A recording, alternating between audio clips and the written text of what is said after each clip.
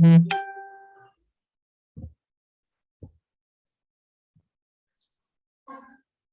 good evening and welcome to all the dignitaries who have joined for today's 49th lecture under the banner of Academy of Urumidan. I, Dr. Ganesh, welcome all the faculty members. Today's speaker, respected Dr. Arun Dudmal sir, Secretary of ARN, Dr. Atul Vashne sir. So for 49th lecture, we have speaker Ayurved Guru, and in current generation, today's generation, gadget guru, we can say. All the technical aspects are being handled by one and only one man, that is Dr. Arun Dudmal sir.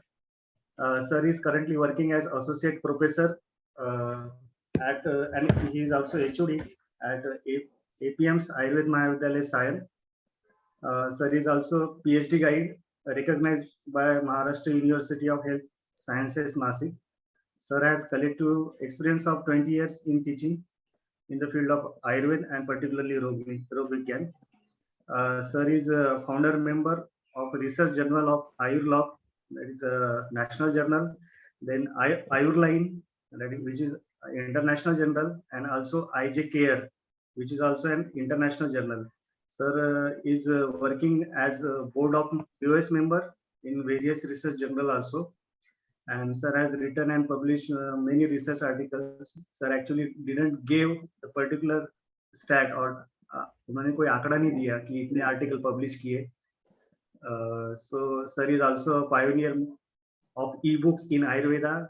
I think every student teacher have came across the Rog Nidan app launched by Dr. Arun Dudmal sir, which is very helpful to all the publics.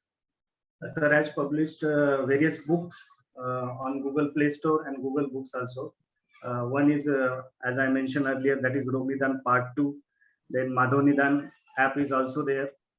And Shlokavali, sir has recently also launched Shlokavali app also for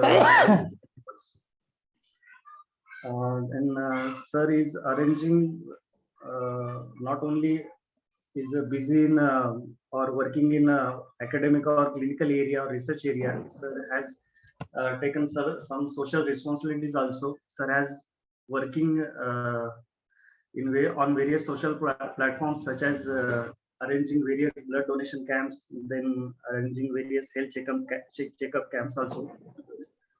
Sir is currently associated with two also national association.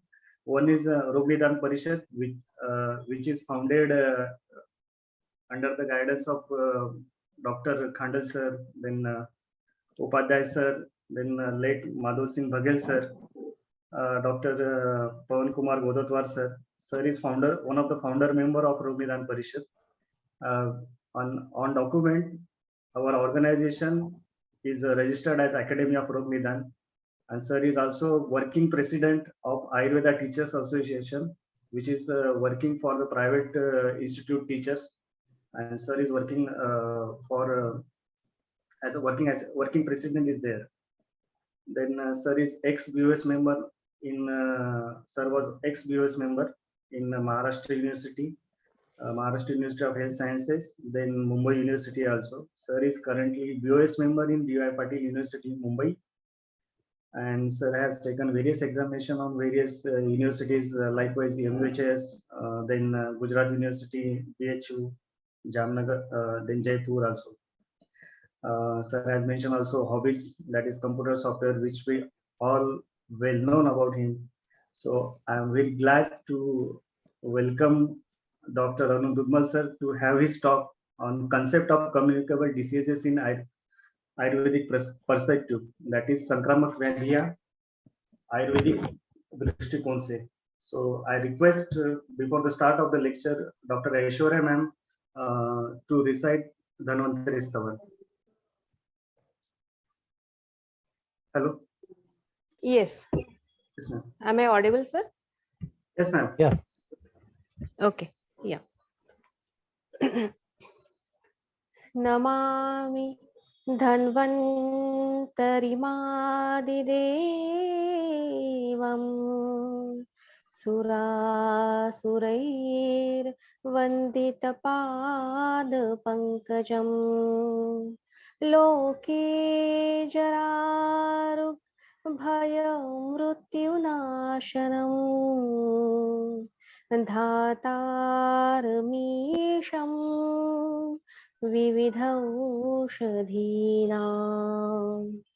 शङ्खं चक्रं जलौकां दधतमृतघटं चारुदोर्भिश्चतुर्भिः सूक्ष्मस्वच्छातिहृत्यां शुकपरिविलसन् मौलिमं भोजनेत्रं कालाम्भोज्ज्वलाङ्गं कटितटविलसत् चारुपीताम्बराढ्यं वन्दे धन्वन्तरिं तं निखिलगदवन प्रौढदावाग्निलीलम् प्रौढदावाग्निलीलम्.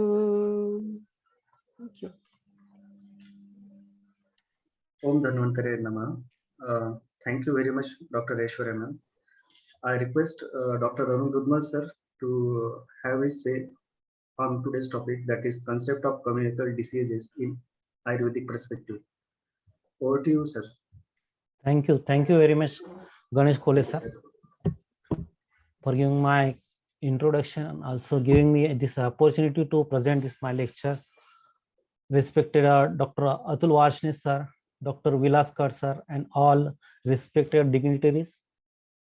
And here I am going to present concept of communicable diseases in Ayurvedic perspective. Actually अभी 2 साल से हम सब लोग Covid के पैंडेमिक इशू में सभी जी रहे हैं, तो इस हिसाब से मैंने सोचा कि आयुर्वेद के दृष्टिकोण से मैंने अभी जितने भी वेब प्लेटफॉर्म पे लेक्चर्स देखे हैं, मोस्टली इम्यूनिटी के रिगार्डिंग, वैदिक क्षमत्व के रिगार्डिंग ही लेक्चर्स वहाँ पे हमें देखने मिलते हैं। लेकिन ये कंसेप्ट जो है कि सही में अपने आयुर्वेद में संक्रामक व्याधि है, वर्णन किया है या नहीं है, इसके रिगार्डिंग जब थोड़ा सा बुक्स थोड़ा सा देखने का मैं प्रयास करने लगा, तो इसके पहले एक लेक्चर जो हुआ था अपना यहाँ नॉन कम्युनिकेबल डिसीज के, तो मुझे लगा कि हम कम्युनिकेबल डिसीज पे कुछ तो चर्चा कर सकते हैं। तो उसके दृष्टिकोण से जरा ये मेरा प्रयास है कि कहीं आयुर्वेद में अपने संक्रामक रोगों के बारे में जो कंसेप्ट कहे हैं उनको जरा रिवाइव कर ले। तो इस दृष्टिकोण से हम देखते तो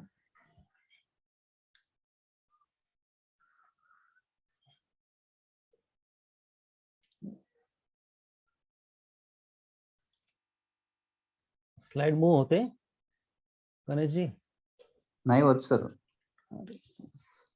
ओके सॉरी. हाँ झाले sir. Is this visible? Okay. Yes. Actually, I have read only one book. Actually, I have referred only one book. Actually, that is Ashtang Hrudayam. I have read the Charak Samhita also, but this is physical. I have because of the vacation I have at home only Ashtang Hrudayam. This is the slok which is Mangalacharan Shobhak, first slok of the Ashtang Hrudayam. रागादि रोगाण सतसा अनुशक्तान शेष काय प्रशतान शेषान औशिक्षम मोह अर्तिरानन यो पूर्व अध्याय नमोस्तु नमः तस्में है। तो इसमें जो है तो ये मंगलाचरण मुझे थोड़ा सा अलग लगा कि इसको आप देखेंगे तो आपको चरक संहिता में या सुश्रुत में या खास करके अपने माधव निदान में जो मंगलाचरण है उसमें थोड़ा सा भक्ति के दृष्टिकोण से जो ईश्वर को जो प्रार्थना करते हैं उससे हमें देखने मिलेगा। लेकिन इसमें कुछ अलग से लिखा है। तो इसमें जो अपूर्यो वैद्याय नमस्तु तस्मै लिखा है, तो इसमें जो है तो जो पूर्व वैद्य जो है जिन्होंने इस क्षेत्र में काम किया है, आयुर्वेद क्षेत्र में खास करके जो वैद्य पूर्व अपने वैद्य है, जो मतलब अपने पूर्वजों के प्रति यहाँ नमन किया है वाग्भट ने, तो ये जो है तो ये अलग सा लगा। इसलिए मैंने मंगलाचरण में कभी किसी लेक्चर में अभी तक मैंने लिखा नहीं, लेकिन इसको पढ़ने के बाद थोड़ा सा लगा कि ये थोड़ा सा हटके है, तो इस दृष्टिकोण से मैंने देखा इसमें। और खासकर से औसक्यम आरती, मोह आरती आदि जो रोग है, जो उसको उन्होंने राग आदि रोग कहते हैं कि जो भी रोग है, खास करके मनोरोग को यहाँ पे ज्यादा प्रकाशित किया है। शेष काय रोग का भी उन्होंने उल्लेख किया है, लेकिन औत्सुक्य, मोह, आरती, ये सभी रोग जो है तो मनोरोग जो है तो उनको वहाँ एग्रेसिव किया है। तो इसमें एक शंका उत्पन्न हो जाती है, एक खास शंका है कि शारीरिक रोग उस समय शायद कम हो गए, जो आज जो संक्रामक रोग जिसे कहते हैं हम, तो ये लोग जो है तो परिभाषा में देखा जाएगा तो शारीरिक रोगों की उत्पत्ति उस जमाने में शायद कम होगी। इसलिए हमारा जो प्राचीन भारत दिखता है हमें, जब भी हम प्राचीन भारत का इतिहास जब देखते हैं तो उसमें हमें आत्मा, मन और धर्म आदि की बातें ज्यादा देखने मिलती है, क्योंकि उस समय में शायद मानसिक रोगों से पीड़ित या मनोबल ऊंचा करने में, जो मनोबल अगर ठीक रहेगा तो व्याधियों की संभावना जो है तो कम बनेगी। इसलिए मानसिक रोगों का या मानसिक लक्षणों का यहाँ उल्लेख ज्यादा प्रकर्षण में दिखाई देता है। तो इसलिए संसर्ग रोग जो है तो पहले थे या नहीं ये तो हम देखेंगे, लेकिन मानसिक रोगों पे ऊपर ज्यादा बल हमें देखने मिलता है, जो हमारे सभी टेक्स्ट में भी देखने मिलता है। तो आज के इस लेक्चर में हम ये कुछ समरी मैंने की है कि व्याख्या क्या है संक्रामक रोगों की, उसके कॉजेस क्या है, उसमें प्रकार कुछ लिखे हैं क्या नहीं, क्लासिफिकेशन क्या है, संक्रमण श्रृंखला या चेन ऑफ ट्रांसमिशन किस तरह से होता है, इसकी अवस्थाएं क्या है, इसका आयुर्वेदिक लिटरेचर हमें कहाँ कहाँ मिलता है, तो उसको मैं साइमल्टेनियसली में लिखा है और कुछ उसको बाद में भी उसमें डिस्कशन के लिए रखा है। और ये जो टॉपिक है ये आज के दृष्टिकोण से अत्यंत महत्वपूर्ण, it is most important topic in today's era, because आज हम सभी जानते हैं कि कोविड अभी फिर से भी हमारे यहाँ पे फोर्थ लेयर, जिसे फोर्थ वेव कह रहे हैं, अभी जून में शायद स्टार्ट हो जाएगी। तो ये जो है तो ये एपिडेमिक जो है या पैंडेमिक जो है तो ये सभी डिसीजेस जो है तो ये न्यू इमर्जिंग डिसीजेस जो है तो वो हमें दिखाई दे रहे हैं। और इस अवस्था में हम एज ए आयुर्वेदिक फिजिशियन या एज ए आयुर्वेद स्कॉलर हमको थोड़ा सा कुछ हटके सोचना चाहिए कि कहीं हमें आयुर्वेद के दृष्टिकोण से, हम तो हमारे एनसीआर से हम सीसीआरएस, आरएबी वगैरह इन सभी एपेक्स बॉडी ने और छोटी मोटी संस्थानों ने भी यहाँ कोविड में बहुत अच्छा काम किया है, फिर भी कहीं हमें एंटी वायरल या एंटी इन्फेक्टिव ड्रग्स की तलाश है, वो कहीं हमारी पूरी हो नहीं पा रही है। तो इसके ऊपर भी हमें जोर देना चाहिए। इसलिए इस विषय में थोड़ा सा मुझे लगा कि हम कुछ कंसेप्ट आयुर्वेदिक के कुछ इलेबरेट करें या रिफ्रेश करें तो उसके रिगार्डिंग हमें कुछ मिल सकता है। अष्टांग आयुर्वेद हम सभी जानते हैं, काय, बाल, ग्रह, ऊर्ध्वांग, शल्य, दृष्टा और जरावर्षण, तो ये सभी ब्रांचेस जो है तो व्याधियों के रिगार्डिंग तो है ये, लेकिन कुछ खास ब्रांचेस में ज्यादातर हमें व्याधियों का, खास करके इन्फेक्शियस डिसीज जो है उनका वर्णन ज्यादा मिलता है। तो बाल रोग में तो स्टार्टिंग जो है वो इन्फेक्शियस डिसीज से स्टार्ट हो जाता है बाल रोग। ग्रह को जो है तो अगंतुज रोगों में लिया है, दृष्टा जो है अगंतुज रोगों में लिया है। तो इस दृष्टिकोण से देखा जाएगा तो ये तीन ब्रांचेस जो ज्यादा मुझे इन्फेक्शियस डिसीज के दृष्टिकोण से नजदीक की लगती है। तो इसलिए बाल रोग, ग्रह रोग या दृष्टा जो है अगत तंत्र, इसमें भी जो है तो वेक्टर बॉर्न डिसीज के दृष्टिकोण से हमें उसको देखना चाहिए। अभी बेसिक कंसेप्ट जो है कम्युनिकेबल डिसीज का जो है तो disease which are produced from pathogen which is spread from person to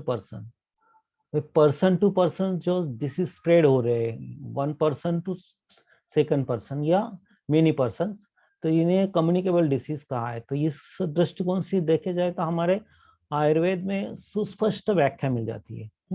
इसमें कोई संदेह ही पैदा नहीं होता कि आयुर्वेद में संक्रामक रोगों का वर्णन है या नहीं, लेकिन उसे हमें और अच्छी तरह से जांच करनी चाहिए कि बेसिक उनके कंसेप्ट जो है, जो मॉडर्न के कंसेप्ट है, वो हमारे आयुर्वेद के कंसेप्ट से कोरिलेट हो पाते हैं या नहीं है।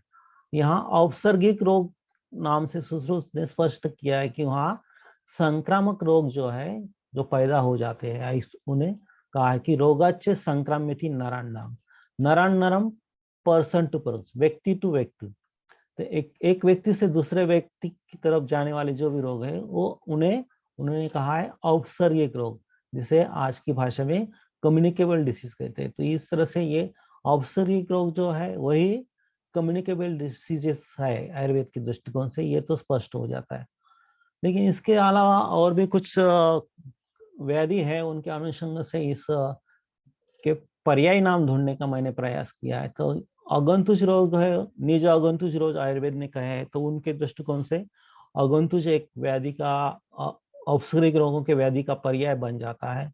जनपदक ध्वंसक विमान स्थान में ये तो बात स्पष्ट की है कि पैंडेमिक, इपिडेमिक वगैरह जो भी डिसीजेस है उनको खास करके एक अध्याय में वहां पे विमान स्थान के चरक ने लिख दिया है, उसको डिस्क्राइब किया है। तो इस दृष्टिकोण से देखा जाए तो एक हमारे लिए बड़ी उपलब्धि है। पैंडेमिक कंडीशंस में एक अध्याय हमारे पास है जो जनपद उधंसिक विमान, तो ये हमारे लिए आयुर्वेद के लिए ये एक बड़ी उपलब्धि है और इसके ऊपर ज्यादा हम काम कर सकते हैं, इसके ऊपर ज्यादा आज की जमाने में फोकस कर सकते हैं।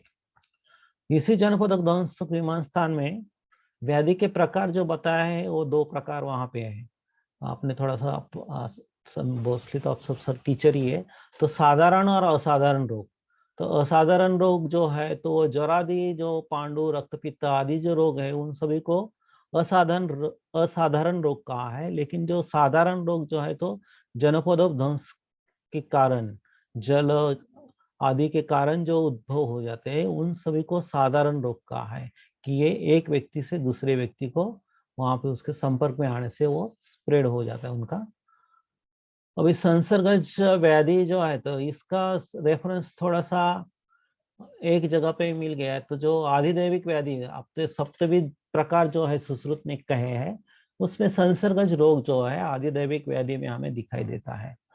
उन्माद जो है तो उन्माद व्याधि जो निर्माण होता है तो उसमें भूतोन्माद जो है तो वो अगंतुज प्रकार वहां पे वर्णन किया है और इस अगंतुज प्रकार में हमें देखने मिलता है कि वो आधिज कहा है, तो आधिज व्याधि वहां पे लिखा है। और पापमा एक रोग जो ज्वर के अनुषंग से पर्याय नाम में ज्वर का पर्याय नाम है वहां पे, तो पापमा भी एक, और पापमा रोग जो संकल्पना है कि पाप जन्य रोग है, तो पाप कर्म जो है तो उन पाप कर्मों के कारण वो निर्माण होने वाला है। इस दृष्टिकोण से हम देखते हैं तो ये सभी पर्याय जो है, अभी पाप कर्म जो है तो मैं आगे बताऊंगा कि पाप कर्म क्या है क्या नहीं आयुर्वेद के हिसाब से। तो ये व्याख्याओं का कलेक्शन है यहाँ पे, रोगस्तु दोष वैषम्यम दोष साम्यम आरोग्य। अभी बेसिकली आयुर्वेद का तो व्याधि को समझने की प्रक्रिया आयुर्वेद की दोष के बगैर नहीं है, इसलिए दोषों का वैषम्य जो है तो उसे ही व्याधि कहा है। तो दोषों का वैषम्य ज्यादा फोकसिंग है अपने ये कॉन्सेप्ट के हिसाब से, इसलिए कहीं ये जो संसर्गज रोग है इनको मुझे 1-2 जगह ऐसा लगा कि कोई विद्वान हमारे यहाँ, मतलब उस जमाने में कोई विद्वान हमारे इधर आयुर्वेद में रहे होंगे कि कुछ एक लोगों ने कुछ कहा है, इस तरह से अपने बुक में लिखा रहता है। लेकिन उनका फोकस वो ज्यादा नहीं कर पाते या उनका अभ्यास ज्यादा नहीं होता है या उनकी जैसे कि लॉबिंग नहीं रहती, इस ढंग से भी हम उसे देख सकते हैं। अलग अलग ऑप्शंस हो सकते हैं कि वो उनकी बातें कहते हैं लेकिन वो बातें सामने आ नहीं पाती। तो इस तरह से हम देखते हैं कि चरक सुश्रुत ही डिस्क्राइब करते हैं, आगे मैं बताऊंगा वो भी, कि निज आगंतुच विभागे न तत्र रोग द्विधा मत। तो ये निज जो है व्याधि उसको ज्यादा आयुर्वेद ने फोकस किया है, जो दोषाणुबंध के कारण होते हैं तो उसको ही ऊपर ज्यादा हम फोकसिंग है। आगंतुच व्याधियों को तो कहा है हर जगह पे लिखा है मोस्टली, लेकिन उस पे ज्यादा फोकस नहीं है क्योंकि हम जो ट्रीटमेंट करते हैं, हमारा जो चिकित्सा का भाग है वो दोष साम्यता प्रस्थापित करना। आगंतुच तो कारण है, जो कारण बना है वो तो एक इंसिडेंस है, उस इंसिडेंस को तो देखते उस फिर से रिपीट न हो इंसिडेंट, इसलिए ये हमारे पास निदान परियोजन कहा ही है। लेकिन ज्यादा हमारा फोकस जो है तो वो व्याधिक साम्य दोष वैषम्य जो है उसमें साम्य प्रस्तापित करना है। इस दृष्टिकोण से निज यानी कि दोष वैषम्य की स्थिति के ऊपर ही ज्यादा फोकस करने की वजह से अगंतुच व्याधि या जितने भी संक्रामक रोग हैं इनके ऊपर ज्यादा फोकस हो नहीं पाया होगा। लेकिन व्याधि तो फोकस तो मतलब क्या, व्याधि तो सभी वर्णन किए हैं, कोई ऐसा मुझे नहीं लगता कि कोई व्याधि आज के एग्जिस्टिंग कंडीशन में है और वो आयुर्वेद में लिखा नहीं है। लेकिन उसका कंसेप्ट जो है हमारे खास करके कंसेप्ट जो सूक्ष्म जीव का कंसेप्ट जो है तो वो कहीं आ जाता है हमारे इधर, उसको भी देखेंगे, लेकिन उससे ज्यादा इलेबरेशन जो मिलना चाहिए उसको, जो जिसे बोलते हैं हवा मिलनी चाहिए, उतनी हवा यहाँ पे मिली नहीं है आयुर्वेद में। उसका कारण शायद दोषों का कंसेप्ट ही वहां पे प्रोमिनेंट रहा होगा। चतवारो रोग भंति, ये भी अगंतुज यहाँ भी लिखा है 4 प्रकार के रोगों में। अगंतुज व्याधियों के बारे में देखेंगे तो वो कौन से कारण है कि जिनके कारण अगंतुज व्याधि हो जाते हैं। तो इसमें भूत एक पहला शब्द आता है, कोई भी संहिता लेंगे तो उसमें आपको भूत शब्द मिलेगा। तो भूत जो है तो कोई फिजिकल कंसेप्ट वहां पे लेना चाहिए। तो बहुत मैंने 1-2 लेक्चर यूट्यूब पे पढ़े जिनका नाम नहीं लेगा, तो लेकिन भूत मतलब कोई तो भी वस्तु को, या हम जो पंचमहाभूत बोलते हैं तो उस हिसाब से कुछ तो कंटेंट्स है ऐसा। तो लेकिन जितना मैंने पढ़ा है उसमें से जो भूत संकल्पना जो आयुर्वेद की है वो इसमें आगंतुज रोग में वो अलग है। विष है, उनके सेवन या उनके स्पर्श से दंश वगैरह अगंतुज व्याधियां हो जाती। वायु के एक महत्वपूर्ण यहाँ पे है कि वायु जो है तो आप पोल्यूटेड वायु या इन्फेक्टेड वायु कह सकते हैं, ये जो है तो एयरबॉर्न डिसीज के रिगार्डिंग हमें इसे ले सकते हैं। अग्नि के संपर्क में जो है तो अग्नि दग्ध होने से वहां पे फिर री इन्फेक्शन हो जाता है, आइसोलेशन करना पड़ता है। दग्ध का सब चिकित्सा हमारे पास है दग्ध की, तो उसमें देखा जाएगा तो ये अगंतुज व्याधि में आता है। दग्ध में जो भी सेकेंडरी इन्फेक्शन जो जिसे कहते हैं उससे बचने के लिए ये अगंतुज व्याधि के लिए दृष्टिकोण से अग्नि जो दग्ध है उसको भी महत्वपूर्ण है। संप्रहार आदि तो आघात आदि कारण से भी अगंतुज रोग जो है तो उत्पन्न होते हैं, कि इनमें भी हम देखते हैं आघात होने के कारण वहां पे बैक्टीरियल खास करके स्ट्रेप्टोकोका, स्टेफिलोकोका या अन्य जो पायोजेनिक बैक्टीरिया जो है उनकी ग्रोथ वहां पे होती है। उससे प्रिवेंट करने के दृष्टिकोण से देखा जाएगा तो ये भी इन्फेक्शियस डिसीज जो है तो वो हमें दिखाई देते हैं। तो इन्फेक्शन जो है तो उसे आयुर्वेद के भाषा में हम क्या कह सकते हैं, इसको देखा जाएगा तो भूताणु शक्ति। तो भूत जो है तो वो उस पे हावी हो जाते हैं, मतलब इन्फेक्शन जो करने वाले एजेंट्स है वो उस पे हावी हो जाते हैं। इसको हम भूताणु शक्ति या उनका आवेश, जैसे कि वो पैथोजेंस जो भी है वो खुद प्रोमिनेंट हो जाते हैं शरीर में, वो उनकी ग्रोथ होती थी जिसे हम वायरेमिया, बैक्टीरिया आदि कहते हैं। तो ये कंसेप्ट दो आवेश की स्थिति, उनमें आवेश आ जाना कि जैसे बल आ जाए। एक दूसरे के साथ हम देखते हैं कि झगड़ा करते तो दूसरे के पास बल ज्यादा, जो उसके पास वो देखता है कि वो ढीला पड़ रहा है तो उसके पास आवेश आ जाता है, उसमें बल ज्यादा बढ़ जाता है। तो ये आवेश की स्थिति, हमारी इम्यूनिटी कम रहेगी तो इन्फेक्शियस जो भी कंटेंट्स है, वायरस या बैक्टीरिया पैथोजेंस है, उनमें आवेश की स्थिति, उनकी ग्रोथ जो है तो ज्यादा बढ़ जाती है। तो इससे आवेश संकल्पना या भूताणु शक्ति, ये जो कंसेप्ट है ये मेरे हिसाब से देखा जाए तो मुझे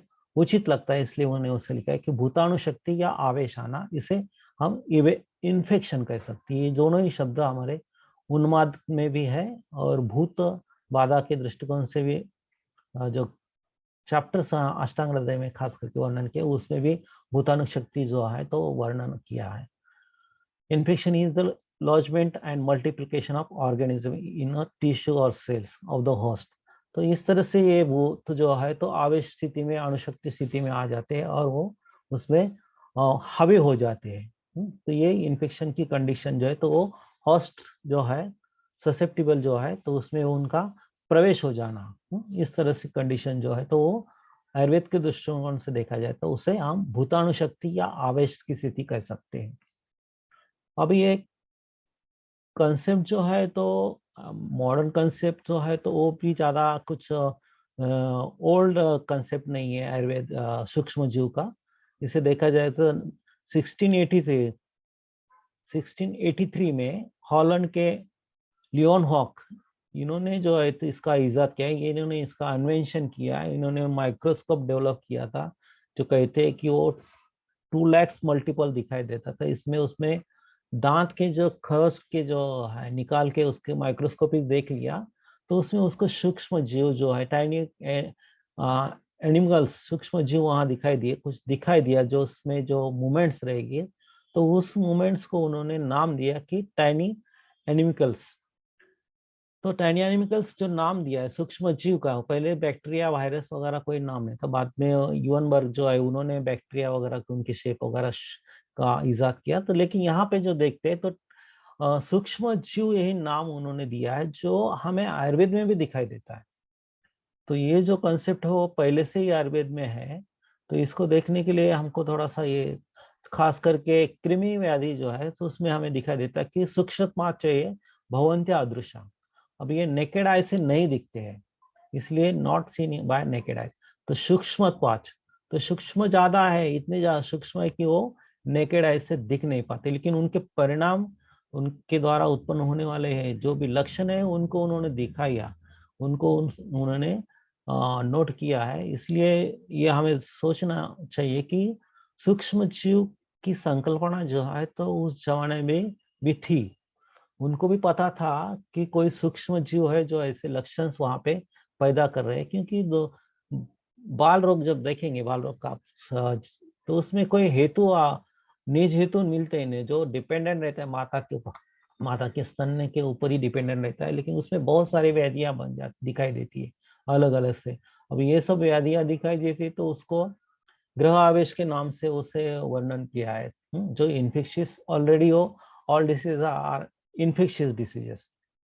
तो सूक्ष्मत्वाच भवंत्या अदृश्य, तो ये एक कंसेप्ट है कि आयुर्वेद में कृमि या सूक्ष्म जीव जो है तो माइक्रो ऑर्गेनिज्म जो है तो कंसेप्ट ऑलरेडी था, लेकिन उससे दुर्विज्ञता प्रसंगत्व, दुर्विज्ञता, विज्ञान, दुर्विज्ञान, हम ज्ञान कर नहीं पाते। हमारे बहुत सारे कुछ एक्सपर्ट्स जो है उनके यूट्यूब पे मैंने वीडियो देखे, वो कहते हैं कि ज्ञान चक्षु से उन्होंने सूक्ष्म जीव देखे हैं।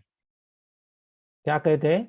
वो कहते हैं कि हम ज्ञान चक्षु को फिर विमान स्थान में जाके उसकी व्याख्या क्या है ज्ञान चक्षु की वही बताते, लेकिन आपको तो पढ़ेंगे तो यहाँ उन्होंने पहले ही कह दिया कि ये दुर्विज्ञताम प्रसंगेन दुर्विज्ञता क्रमिक्षम। तो इसमें क्या कहा है कि वो दुर्विज्ञ है, वो समझ में आने से परे है, वो ज्ञान चक्षु से दिखते नहीं। वो पहले ही, ज्ञान चक्षु तो क्या है, ज्ञानेंद्रिय तो नेकेड आई से दिखते नहीं, वो पहले ही उन्होंने कहा है।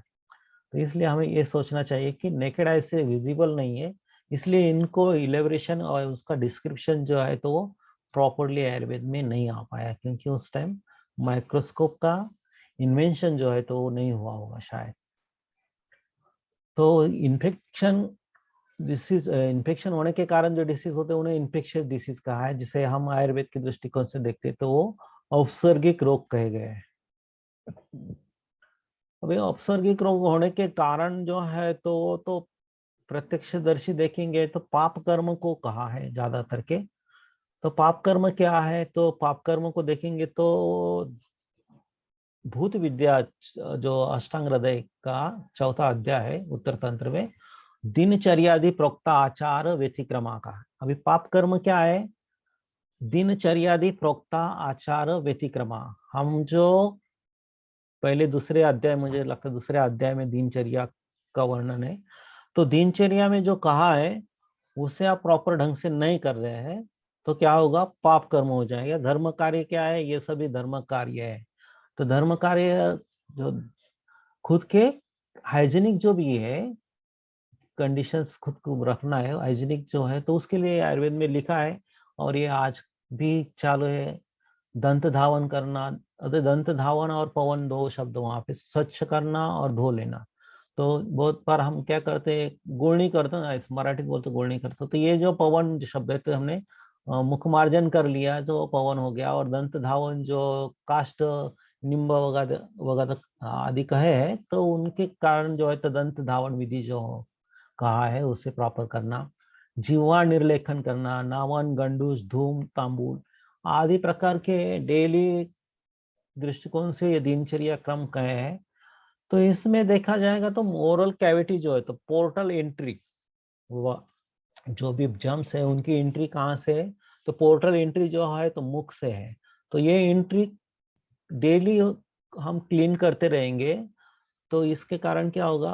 जैसे कि हम खाना खाते हैं तो भी मुख मार्जन करना चाहिए, सुबह उठ के दंत धावन करना चाहिए, जीवा निर्लेखन करना चाहिए। ये सभी रिपीटेडली करेंगे तो हमने गार्गल्स वगैरह अभी पेंडेमिक में देखा है कि हमको गार्गल्स एडवाइस किए हैं, बेटाडीन की गार्गल्स एडवाइस किए, तो हमने त्रिफला गंडूश करना चाहिए। तो ये सभी जो है तो मुख मार्जन करने से, मुख ओरल कैविटी प्रॉपर हाइजीन रखेंगे तो वहाँ जो बैक्टीरियल ग्रोथ हो रही है, वायरल ग्रोथ हो रही है, तो वो ऑटोमेटिकली सबसाइड होगी, उनमें रहेंगे, फिर भी उनके पैथोजेनिसिटी जो डेवलप नहीं कर पाएंगे, कुछ ना कुछ उनका नाश वहां पे हो जाएंगे, ये फ्लोरा वहां से निकलते रहेगा।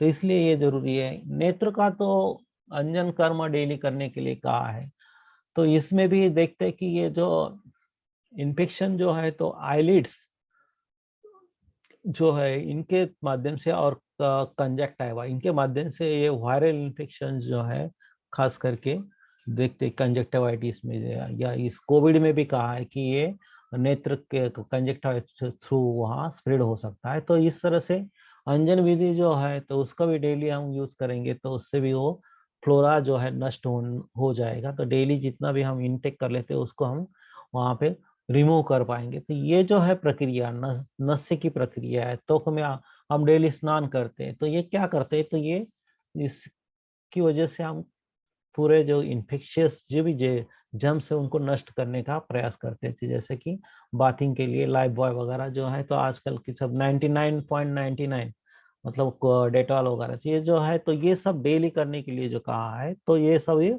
धर्म कार्य कहे हैं।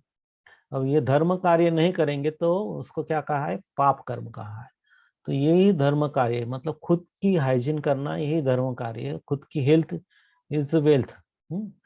तो हेल्थ नहीं रहेगी तो फिर वेल्थ नहीं मिलेगी और अध्यात्म की बात भी नहीं होगी। मतलब आपके शरीर को आपको अच्छा रखना है। तो इस दृष्टिकोण से देखा जाए तो धर्म कार्य जो है तो ये सभी है, उसमें बहुत कुछ है लेकिन ये थोड़ा सा कहे मैंने। और यही कारण है ग्रह बाधा हेतु जो है कहे उसमें दिनचर्यादि प्रोक्ता आचार व्यतिक्रम। तो ये जो कार्य करेंगे नहीं अच्छे ढंग से तो व्यतिक्रम करेंगे तो उसके कारण ग्रह बाधा हो जाएंगी, मतलब इन्फेक्शियस डिसीजेस जो है तो वो अ, हो सकते हैं। बाद में एक क्लासिफिकेशन है इन्फेक्शियस डिसीज का, primary reinfection, secondary infection, focal infection, cross infection, nosocomial infection, iatrogenic infection, endogenic infection, exogenic infection, latent infection. ये टर्मिनोलॉजी जो है ये हमारे दृष्टिकोण से भी महत्वपूर्ण है लेकिन फिर भी इसे हम थोड़ा सा बाईपास कर देते हैं। तो इसमें कुछ कहने के लिए है लेकिन इसमें ज्यादा कुछ नहीं, वो रिपीटेशन हो जाएगा इसलिए बात छोड़ देता। एक मेन कॉन्सेप्ट हमारे आयुर्वेद में इसके रिगार्डिंग आया है तो इसको भी हमें देखना चाहिए कि इन्फेक्शियस ये ट्रांसमिशन की चेन, ब्रेक द चेन। हम बार बार हमने अभी 2 साल में यही सुना है, ब्रेक द चेन। तो ये ब्रेक द चेन जो है तो ये किस तरह से, तो ये चेन बनती है इन्फेक्शियस एजेंट, मतलब वायरस, बैक्टीरिया, प्रोटोजोआ या अलगा जो भी रहेंगे उनके कारण जो है तो इन्फेक्शियस डिसीज जो है तो स्प्रेड अप होते हैं। तो इस ये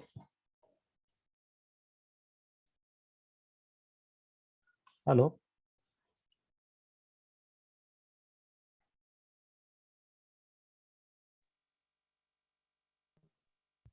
हेलो सर। हाँ हाँ, 1 मिनट जरा ब्रेक झाला. हाँ हाँ।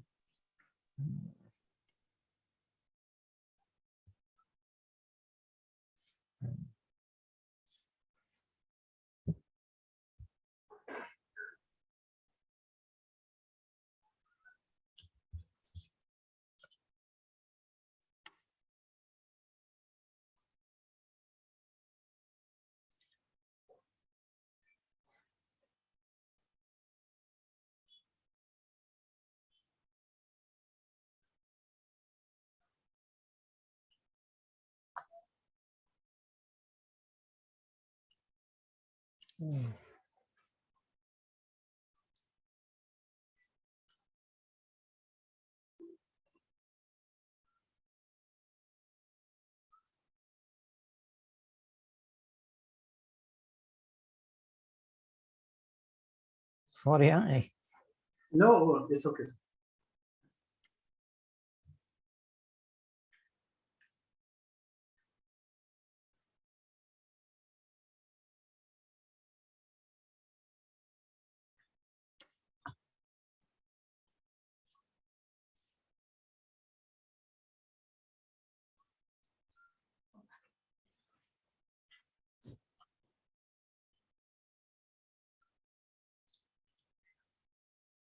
Is this visible slide? Yes, sir. It's visible now.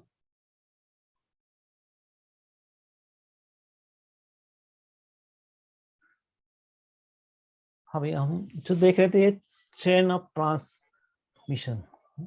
तो चेन ऑफ ट्रांसमिशन एक्चुअली ये जो है कॉन्सेप्ट आयुर्वेद में औपचारिक रोग में क्लियरली डिस्क्राइब किया है।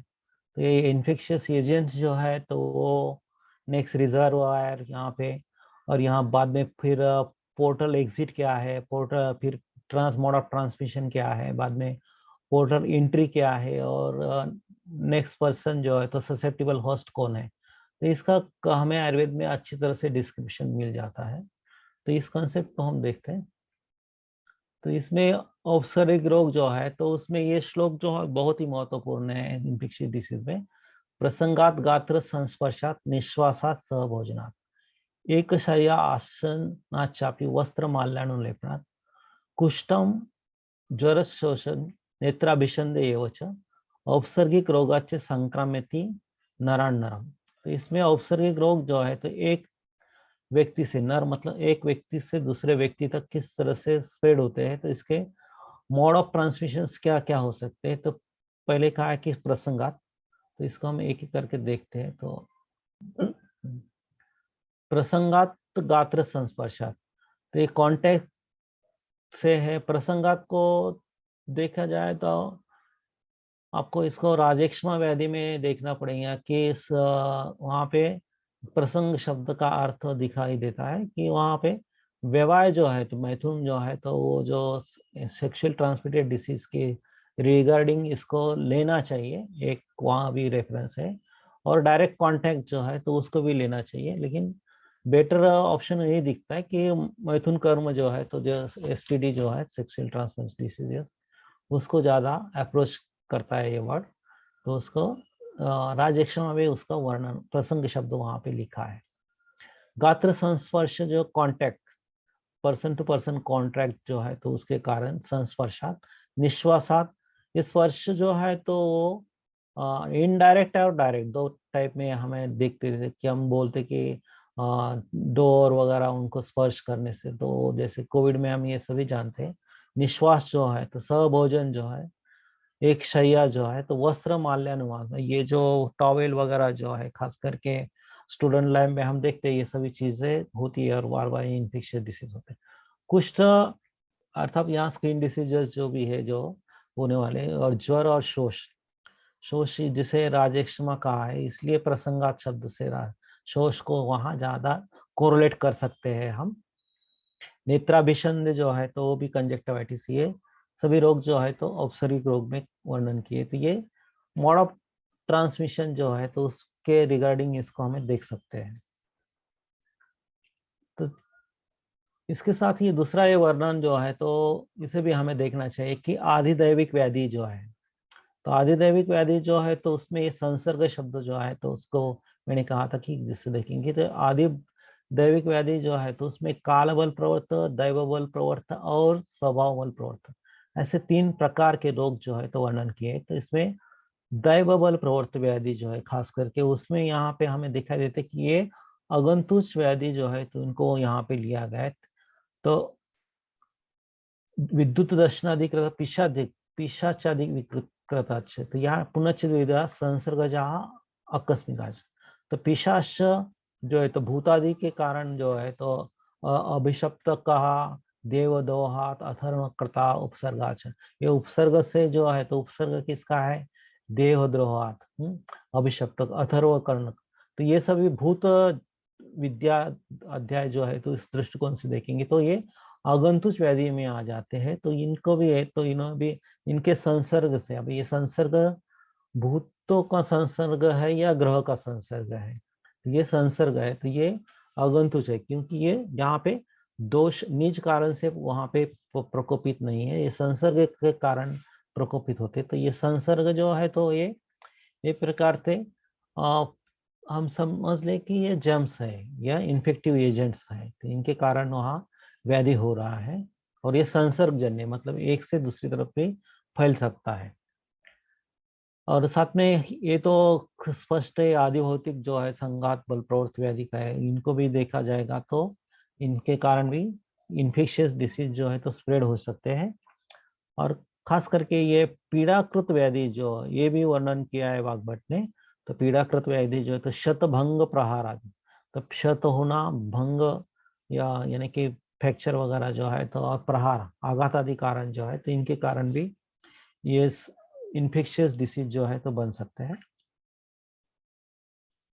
जर्म्स जो है तो जर्म्स के बारे में जो इन्फेक्टिव एजेंट्स है तो इसके बारे में पहले रक्तस्क्रमी में सूक्ष्मात भवन्ते अदृश्य, ये पहले स्पष्ट किया है, लेकिन ये सूक्ष्म स्वरूप में है और वो दिखाई नहीं देते, ये स्पष्ट चरक ने लिखा है रक्तस्क्रमी के रिगार्डिंग वहां पे।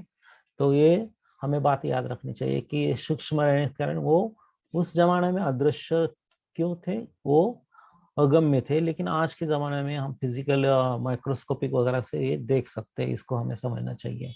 तो ये हम यूटिलिटी जो है तो उसका यूज करके हम सूक्ष्म जीव जो है उनका अध्ययन कर सकते हैं, लेकिन हमारे पास उस जमाने में कुछ एड्स नहीं थे, इसलिए हम उसका अध्ययन हमारे आयुर्वेद ग्रंथों में नहीं है, लेकिन अब हम उनकी प्रकृति जो है वो डिसाइड कर सकते हैं। मैं आगे भी एक रेफरेंस दूंगा कि उसके रिगार्डिंग हम इनकी प्रकृति निश्चित करके उसके कारण होने वाले व्याधि और उन व्याधियों में होने वाले दोषों के परिणाम हम निश्चित कर सकते हैं, उसकी गाइडलाइंस हमें मिल जाती है संहिता ग्रंथ में। कोई रिजर्वायर जो है तो बेसिकली नरम नरम करके कहा है, लेकिन एनिमल्स वगैरह जो है उनके कारण भी व्याधि होते हैं, इसे भी हमारे आयुर्वेद में लिखा है। और पोर्टल एग्जिट क्या है, तो ये जो माउथ से सलावा, वोमिटिंग, स्नीजिंग या स्किन कट्स, ब्लड जो आ रहा है तो इनके कारण, या कुछ वस्त्र माल ने कहा जो है तो ये सभी जो है तो पोर्टल एग्जिट, ये वो जो भी जर्म्स है, वायरल इन्फेक्टिव मटेरियल है जो स्प्रेड हो सकता है, वो एग्जिट कहा है उसे। तो ये हमारे इसी श्लोक में आ जाता है इसको। बाद में मोड ऑफ ट्रांसमिशन जो है तो ये प्रसंगात जो श्लोक है उसी में आ जाता है, कॉन्टेक्ट उसमें लिखे हैं पूरे। लेकिन ये पोर्टल एंट्री की बात जो है तो उसको हम ट्रांसमिशन की लिखा है औपचारिक रोग में, लेकिन पोर्टल एंट्री की बात वहां लिखी नहीं है, उसे हमें आकलन करना चाहिए। लेकिन ये पोर्टल एंट्री के बारे में देखा जाएगा तो हम भूत विद्या प्रकरण में वहां पे ग्राह्य छिद्रानि प्रहारिण, तो यहाँ पे वो कैसे प्रहार करते हैं, ग्रह जो है तो छिद्र, छिद्र स्थान का है तो छिद्र को क्या कहा है, छिद्रम पाप क्रिया आरंभा। तो छिद्र कैसे शरीर में निर्माण हो रहा है, छिद्र मतलब ये जो माउथ कट्स, अभी माउथ जो है ना, हमने देखा कि गंडुश वगैरह करना है, माउथ मुख धावन करना है, दंत धावन करना है, तो ये छिद्र पाप क्रिया आरंभा। तो ये छिद्र जो है तो पाप क्रिया आरंभ करने से वहां पे छिद्र में वो ये अधिष्ठित हो जाते हैं। तो पापो अधिष्ठान कर्मणा विगुण परिकर्मच समासादि दिनचर्या प्रोक्तादि आचार व्यतिक्रमा। तो यहाँ पे स्पष्ट है कि ये जो पोर्टल एंट्री है वो कहाँ से हो रही है, छिद्र से हो रही है, और ये छिद्र कहाँ दिखाई देते, पाप क्रिया का आरंभ, क्रिया आरंभ, पाप क्रिया आरंभ कहाँ है, तो ये पाप जो है तो उन्होंने कहा समासादि, टीका में लिखा है कि दिनचर्यादि प्रोक्ता आचार व्यतिक्रमा। तो यहाँ पे जो है तो हमें स्पष्ट होता है कि इनकी एंट्री जो है तो मुख से, नासा से या नेत्र से जो है तो वहीं से हो रही है, इसलिए ये भूत जो है तो ये नथिंग बट इन्फेक्टिव एजेंट्स ही है, लेकिन उनको किस ढंग से उन्होंने समझना है, उस उन्होंने समझा है वो हमें समझ लेना चाहिए। अभी ससेप्टिबल होस्ट के बारे में तो आयुर्वेद में स्पष्ट लिखा ही है, उसमें कोई दोहरा नहीं, कि जो बेबीज या चिल्ड्रंस है, एल्डरली पीपल है, वीकेंड इम्यून सिस्टम जिनकी है, अनइम्यूनाइज्ड पीपल है, जिसे हम आज के जमाने में देखते हैं, तो ये जो है तो इसे आयुर्वेद में लिखा है कि जो सतत व्याधिग्रस्त कौन रहता है तो उसके रिगार्डिंग ये सभी है कंसेप्ट, इसको भी हमें देखना चाहिए और इसके ऊपर भी हमें ज्यादा फोकस करना चाहिए। सततम व्याधि तो एक नाम स्थूल कृश नर, स्थूल व्यक्ति या कृश व्यक्ति जो है तो हमेशा बीमार रहता है, इस दृष्टिकोण से कहा है। तो शरीराणी चाति स्थूलानी अतिकृशाणी अनिष्ट मांस शोणित अस्थिनी दुर्बलानी असात्म्य आहार उपचितानी अल्पन्य आहार अल्प सत्वाणी, जिस ये सभी चीजें है तो हमें दिखाती है कि हमारे कोई व्यक्ति जो है तो उसे व्याधि क्यों हो रहा है? तो क्योंकि उसका स्थूल शरीर है, कृश शरीर है, अनिविष्ट मांस शोणित है, दुर्बल है, आसात में आहार सेवन कर रहा है, अल्प आहार सेवन कर रहा है, वो अपचित है, वेट लॉस है। तो ये सभी अल्प सत्वाणी सबसे ज्यादा अभी कोविड में देखते हैं। तो जब ये हम डिस्कशन करते हैं मॉडर्न के डॉक्टर के साथ भी, तो देखते हैं कि अल्प सत्वाणी व्यक्ति जो है तो वही ज्यादा वहाँ इन्फेक्टेड हुआ है। तो इसलिए आयुर्वेद जो है, तो मैंने पहले बताया कि मानसिक रोग के सत्व जो चीज के साथ के ऊपर ज्यादा उसका ये दृष्टिकोण ज्यादा है। अब इस ससेप्टेबिलिटी की बात आती है तो ओज दृष्टि के बगैर हम आगे नहीं जा सकते। ओज जो है तो शरीर का बल का एक प्रमुख घटक का आयुर्वेद ने लिया है, ओज और शुक्र को। तो ये शोष व्याधि में शुक्र और ओज जो है तो वो स्पष्ट लिखा है। और ओज की दृष्टि जो है तो आघात के कारण भी होती है। इस मतलब वैदिक जो है तो उसमें तो है, ज्वर है, राजक्षमा है, उनमें तो है, लेकिन साथ में ओज दृष्टि आघात के कारण भी होती है। तो इसको भी हमें देखना चाहिए कि आघातात क्षेत कोपात शोकात। तो आघात के कारण जो है तो जो आघात होने के कारण अगंतुष हेतु जो है तो वहां पे पनप सकते हैं, इसलिए वो क्षय होने के कारण, तो वो क्षय होने आघात के कारण वो क्षय होके वहां पे जो है तो इन्फेक्शियस डिसीज जो है तो ज्यादा स्प्रेड होने के चांसेस या उनके बैक्टीरिया या वायरेमिया की स्टेजेस जो है तो वो ज्यादा बढ़ने की स्थिति वहां पे बढ़ सकती है। तो इस दृष्टिकोण से वो क्षय जो है तो उसे भी देखना चाहिए। ये भी हमारे पास कंसेप्ट है सहज और वैकारिक कमी का। तो ये पैरासाइट जो है, सैप्रोफाइट्स तो ठीक है, लेकिन पैरासाइट जो है तो उनको दो टाइप्स में डिवाइड किया है, पैथोजेंस और कॉमन सेल्स। कॉमन सेल और पैथोजेंस ये दोनों कंसेप्ट आयुर्वेद में डिस्क्राइब है। क्रमी में कहा है कि शरीर सहज वैकारिक कहा, तो वैकारिक क्रमी और सहज क्रमी ये दोनों भी हमारे आयुर्वेद में डिस्क्राइब किए हैं। अभी इन्फेक्शन के जो कुछ टाइप्स है उसके रिगार्डिंग देखेंगे तो इनका भी वर्णन हमारे आयुर्वेद में मिल जाता है। तो मैन टू मैन जो है तो नरम नरम का ही है। एंथ्रोपोनोसिस जो है तो ह्यूमन टू एनिमल्स जो है तो वो भी कंडीशन हमें दिखाई देती है। जेनेटिक कंडीशन जो है तो अलग विष या मूषक विष, आकु विष जिसे कहते हैं, ये भी हमें दिखाई देता है। और ये आयुर्वेद में जो है तो ये जो चेन है, स्प्रेड ट्रांसमिशन की चेन जो है तो आयुर्वेद में व्यापक स्वरूप में कही गई है। मतलब ऐसा नहीं कि कुछ थोड़ा सा ही कृमि में या थोड़ा सा वर्णन किया है, जगह जगह पे हमें इसका वर्णन मिल जाता है। वेक्टर बॉर्न डिसीज के बारे में भी आयुर्वेद में कंसेप्ट अच्छी तरह से लिखा है, खास करके कीटाणुत्पादी प्रतिषेधाध्याय जो वेक्टर बॉर्न डिसीजेस में आयुर्वेदिक में जो कंसेप्ट है वो अच्छी ढंग से वहां पे लिखा है। तो ये ट्रांसमिशन जो है तो वेक्टर बॉर्न डिसीज में जो हाउस फ्लाई वगैरह जो है तो मैकेनिकल वेक्टर है, और हम मॉस्किटो जो है एनाफिलस मॉस्किटो वगैरह ये तो बायोलॉजिकल वेक्टर है।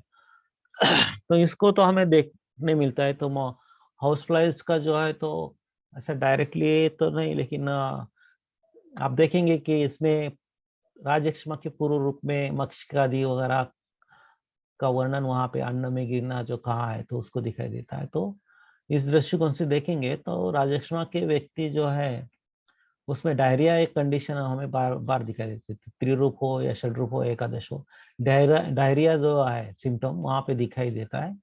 तो ये एक थोड़ी सोचने वाली बात रहेगी। तो हाउस फ्लाइज की वजह से जो है डायरिया डिसेंट्री जो डिसीजेस है वो पनपते ज्यादा है।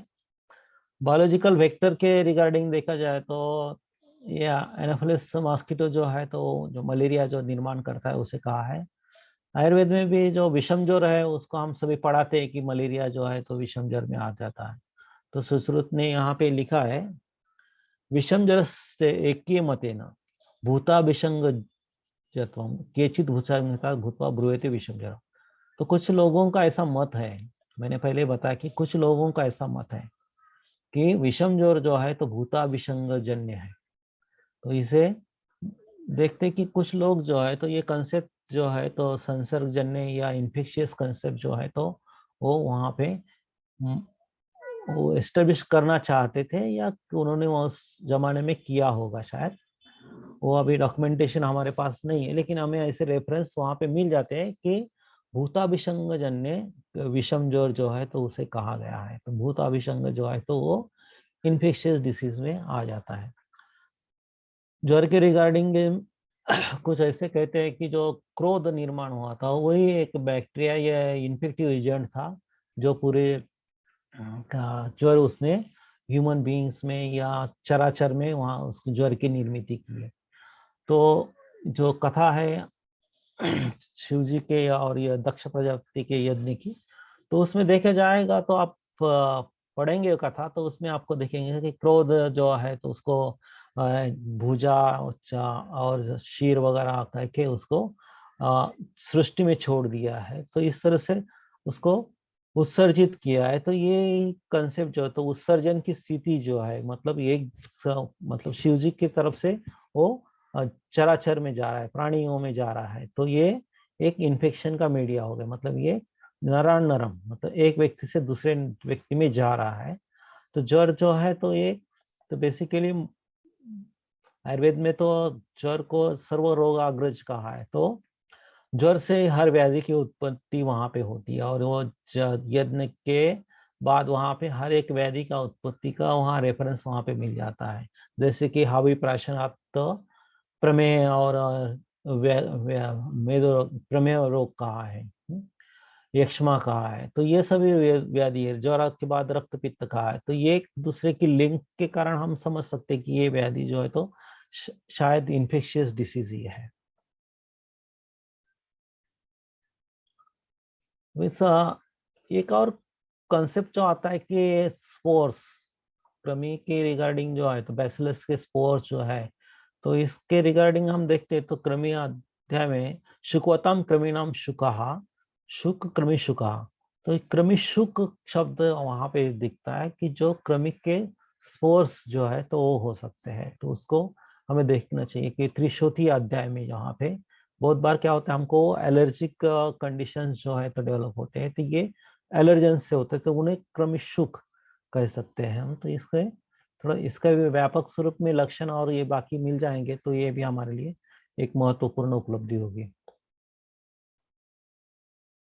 अभी इन्फेक्शियस डिसीज जो है तो इसमें एक खास करके कीट रोगतादि प्रतिशत अध्याय जो है तो इसमें वन वेक्टर बॉर्न डिसीज के रिगार्डिंग तो नहीं है, ये टॉपिक ऐसा नहीं है, लेकिन इसमें जो है तो जंतु जो है अन्य जंतु जो है उनके जो है मतलब अन्य प्राणियों के कारण जो भी व्याधियां उत्पन्न होती है उन्हें वहां पे डिस्क्राइब किया है। खास करके लूता जो है स्पाइडर्स वगैरह है उनके अनेक प्रकार वहाँ वर्णन किए हैं। तो इस कारण जो व्याधियां होती है उन्हें एक वर्णन किया है, लेकिन इनके प्रकार बहुत सारे उन्होंने वहाँ विस्तार भय को याद किया है। शायद वेटरनरी का ये अलग टॉपिक हो सकता है तो इस दृष्टिकोण से उसे उन्होंने छोड़ दिया है। लेकिन इतना ही कहा है सर्वेशम कर्णिकाम शोभा सर्वेशम कर्णिकाम शोभ ज्वरा कंडु अरुचका।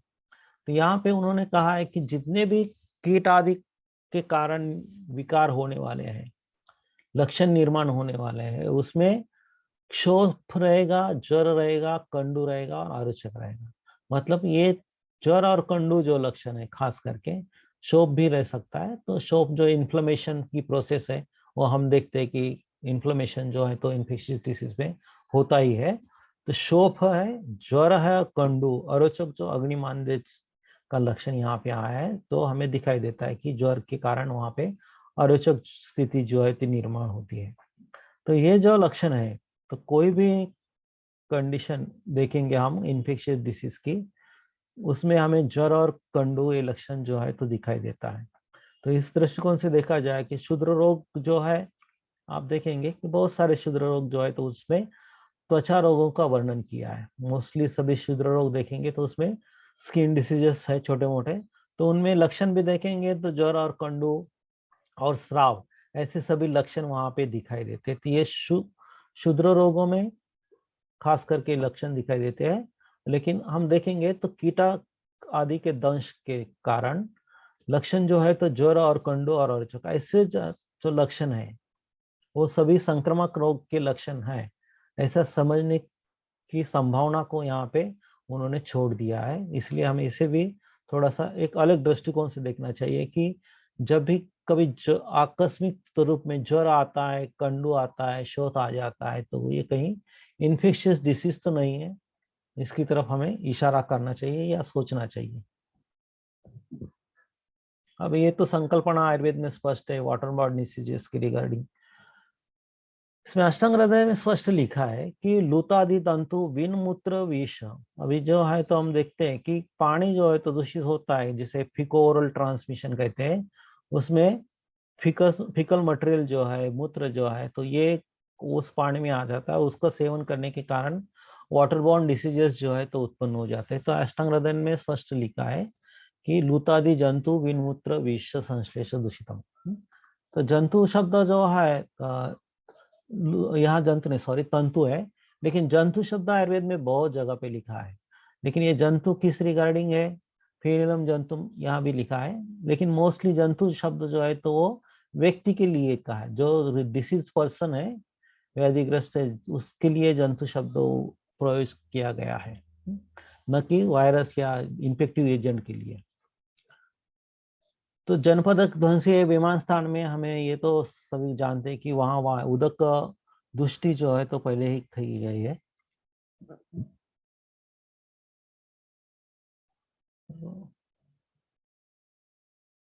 ये क्या होगा? कोले sir, my slide is visible? Hello? हाँ यस सर, यस विजिबल है सर। अरे कुछ ठीक है। फूड्स के रिगार्डिंग जो है तो कंसेप्ट हमारे आयुर्वेद में स्पष्ट लिखा है, लेकिन अजीर्णादि विकार जो वर्णन किए हैं, अजीर्णजन्य विकार जो है तो उसमें जो पहले तो विषमाशन आदि कारण से अजीर्ण की निर्मित जो है तो उस कंसेप्ट को इलेबरेट किया है। लेकिन लास्ट में जाके उनको लगा कि कुछ तो अलग भी हो सकता है, उसके कारण भी अजीर्ण आदि विकार जो है, जो कंटेमिनेटेड फूड की वजह से जो हो रहे हैं, वो भी हो सकते हैं। इसलिए उन्होंने फिर न चाहती मात्र कालम में अन्नम आमदोषाय केवलम, केवलम फक्त इससे ही नहीं तो बाकी कारणों से भी हो सकते हैं। दुष्ट विषम भी, दुष्ट अन्न सेवन करने से विषम भी, दग्ध, गुरु, रुक्ष, हिम, अशुचि। तो अशुचि और दुष्ट जो है तो ये दुष्ट शब्द थोड़ा सा कंटेमिनेटेड फूड की तरफ नहीं जाता, लेकिन अशुचि भोजन जो है तो वो अन्न जो है तो वो कंटेमिनेटेड फूड की तरफ ही इशारा करता है, और जिसके कारण वहाँ पे अजीर्ण, अतिसार, विसूचिका, अल्सर, विलंबता आदि विकार जो है तो वो निर्माण होते हैं। तो ये फूड पॉइजनिंग की कंडीशन जो है तो उसे भी हमारे अन्न के दृष्टिकोण से देखा जाएगा तो उसका भी डिस्क्रिप्शन हमें मिल जाता है। इसे तो हमने देख लिया है। फिर भी इसमें वर्टिकल ट्रांसमिशन जो है, सेक्सुअल ट्रांसमिशन, वो भी हमारे आयुर्वेद में लिखा ही है। जो भाव प्रकाश जो है तो 15वीं 16वीं शताब्दी में फिरंग व्याधि का जो वर्णन है उसमें उन्होंने वर्णन किया, सेक्सुअल ट्रांसमिटेड डिसीज जो है उसका वर्णन किया है। और एसटीडी के रिगार्डिंग खास करके राजेक्ष्मा को ही हमें ज्यादा फोकस करना चाहिए। राजेक्ष्मा व्याधि जो है तो वो उसकी कथा जो कहती है वो एसटीडी है, सेक्सुअल ट्रांसमिटेड डिसीज है। और वर्टिकल ट्रांसमिशन जो है तो उसे भी हमारे आयुर्वेद में लिखा ही है। तो ये सहज गर्भजात पीड़ा काल, इसमें जो है सहज गर्भज है, जातज है, जातज अवस्था जो है और गर्भ में जो है तो वो जो है तो इन्फेक्शन माता से बेबी की तरफ जो भी जाने वाले डिसीज है उसको भी वहाँ हमें स्पष्ट वर्णन मिल जाता है। ये सिफिलिस के रिगार्डिंग जो फिरंगी व्याधि है उसके रिगार्डिंग भी हमें वर्णन आयुर्वेदिक ग्रंथों में मिल जाते हैं। ये जो पैथोजेनिसिटी और वायरुलेंस का जो कंसेप्ट है उसको भी देखा जाए तो वैदिक क्षमत्व के रिगार्डिंग हमें उस पर्सपेक्टिव में उसे देख सकते हैं हम। क्लासिफिकेशन तो आयुर्वेद में तो ये सभी क्लासिफिकेशन अभी देखे हमने कि देखने मिलते हैं। रेस्पिरेटरी इन्फेक्शन है, intestinal infection, vector borne disease है, एसटीडी है, सरफेस डिसीजेस है, जूनोटिक डिसीज है, तो ये सभी क्लासिफिकेशन हमें अभी जो लास्ट वाला ये हमारे पास नहीं मिलेगा क्योंकि हम तो प्राचीन है। Emerging and re emerging diseases, तो इसमें हमें जाना है। ये हमारे लिए स्कोप है 7th नंबर। तो ये तो स्थानिक और सार्वधिक उत्तान गंभीर ये सभी कंसेप्ट जो है तो आयुर्वेद में ऑलरेडी डिस्क्राइब किया है। इंक्यूबेशन पीरियड जो है तो उसे संचय आदि अवस्था के दृष्टिकोण षटक्रिया काल जो है तो इतना अच्छा हमारे पास लिखा है, तो उसके दृष्टिकोण से इंक्यूबेशन पीरियड जो है तो उसे हम स्पष्ट कर सकते हैं। प्रीड्रोमल पीरियड की सिम्टम जो है तो पूर्व रूप में आ जाते हैं। इन्वेसिव स्टेज में जो है लक्षण वहां पे दिखाई देते हैं। डिक्लाइन स्टेज जो है तो वो भी हमारे ज्वर में लिखी गई है कि ज्वर विमुक्त पूर्व रूपम। तो डिक्लाइन स्टेज जो है तो ज्वर के अनुसंग से विमुक्त पूर्व रूप के दिखती है। और कन्वलेंस स्टेज जो है तो no symptom healthy returns normal, ज्वर मुक्ति के लक्षण भी हमें दिखाई देते थे। ये कंसेप्ट आयुर्वेद में जो मॉडर्न के कंसेप्ट है उसको हमें कोरिलेट भी कर सकते हैं, मतलब कोरिलेशन स्पष्ट रूप से कर सकते हैं, ऐसा नहीं कि तोड़ मरोड़ के लेके आए हम। अभी प्रत्यक्ष स्वरूप में इन्फेक्शियस डिसीज का वर्णन या कृमि रोगों का वर्णन, बहुत कृमि शब्द से हमें बहुत सारे डिसीजेस आयुर्वेद में मिल जाते हैं। तो शिरोरोग में कृमिज शिरोरोग कहा गया है, हृदरोग में भी कृमिज हृदरोग वर्णन किया है। शोथ व्याधि जो देखा जाएगा तो उसमें भी कृमि के कारण शोथ की उत्पत्ति जो है तो कही गई है। पांडु रोग तो सभी जानते हैं कि पांडु रोग में भी कृमि जो है तो मृद भक्षण जन्य पांडु रोग जो है उसमें कृमि कोष्ठ अतिसार जो लक्षण है वो लिखे गए हैं। कृमि खुद व्याधि जो है तो उसमें भी एक कृमि उत्पत्ति विषंतिरेव कृमि जो कहे तो उसमें तो कृमि तो ऑलरेडी डिस्क्राइब किया है। उपदंशक व्याधि है उसमें भी कृमि का प्रादुर्भाव दिखाई देता है। विशीर्णम मांसम कृमि भी है, उसमें भी कृमि प्रादुर्भाव होता है और वहां पे शिश्न स्थान में शोथ कृमि दाह पाक विशीर्णम शिश्नम म्रियते सतेन, वो कृमि जो है तो वो शिश्न का म्रियते उसका नाश करते हैं ऐसा विशीर्ण करके वहां पे। तो कृमि जो है तो कृमि शब्द की उत्पत्ति देखा जाए तो जो मांस का भक्षण करने वाले जो भी है, मांस भक्षण मांस रक्त आदि का भक्षण करने वाले जो है तो उनको कृमि कहा है आयुर्वेद में। तो ये भी हमें देखना चाहिए। और मोस्टली जो भी कृमि है वो ब्लड और बाद में उत्तरोत्तर स्थिति में वो सब भक्षण करते हो, वहां पे एट्रोपिक चेंजेस या नेक्रोसिस जो प्रक्रिया है वो सभी कृमि के कारण भी हो जाती है। या गैंग्रीन स्टेज जो है तो वो भी कृमि के कारण ही हो जाती है। तो राज एक्ष्मा जो है तो उससे मैंने पहले बताया कि एक्ष्मा जो है व्याधि एक्ष्मा ही व्याधि है, राज एक्ष्मा व्याधि नहीं है। एक्चुअली राजा को हुआ इसलिए उसे राज एक्ष्मा कहा है, लेकिन वो एक्ष्मा व्याधि बन के आया है। तो एक्ष्मा व्याधि जो है तो जन सामान्य के लिए एक्ष्मा व्याधि है। अभी जब राजा को हो जाएगा तो उसको राज एक्ष्मा कहेंगे, इतना ही है। और एक्ष्मा तो कोई विद्वान कहते कि एक्ष्मा भी एक कृमि है, तो एक्ष्मा कोई कृमि नहीं है एक्चुअली।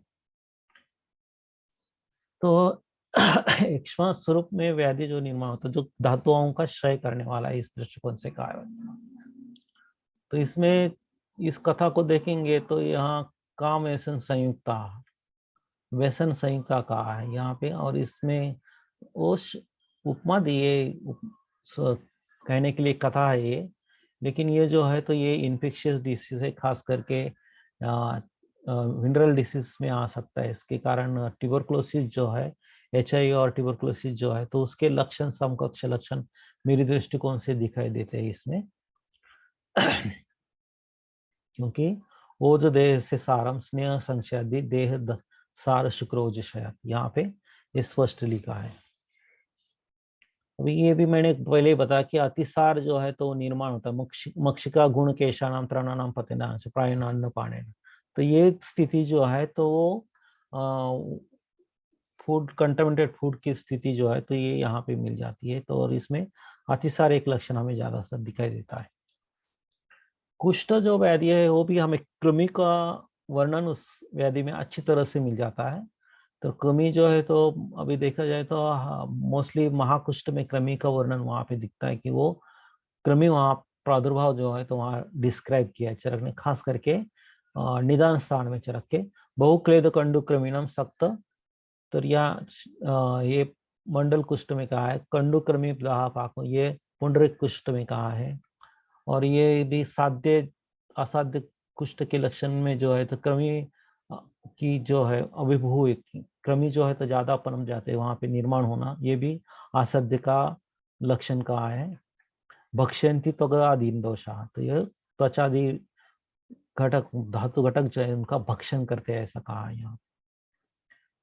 तो तो ये पतन अंगावयवनम जो तो है, तो वहाँ पे सैडल नोज वगैरह जो है तो उसका भी वर्णन ये कृमियों के कारण वहाँ पे होता है। तो माइकोबैक्टीरियम लेप्राई जो है तो उसकी स्टेज जो है तो यहाँ पे डिस्क्राइब किए कि उसका कारण भी वो कृमि का है। तो ये भी हमारे लिए एक महत्वपूर्ण उपलब्धि है कि माइकोबैक्टीरियम लेप्राई की कंडीशंस जो है तो हमारे कृमि खास करके कुष्ठ रोग में कृमि के कारण निर्माण होती है ऐसा कहा है।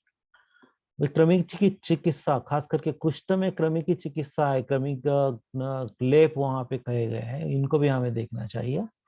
तो ये मंडल कुष्ठ विनाशनम आतप संस्थम कृमिग्नम, तो कुछ लेपों का वर्णन है।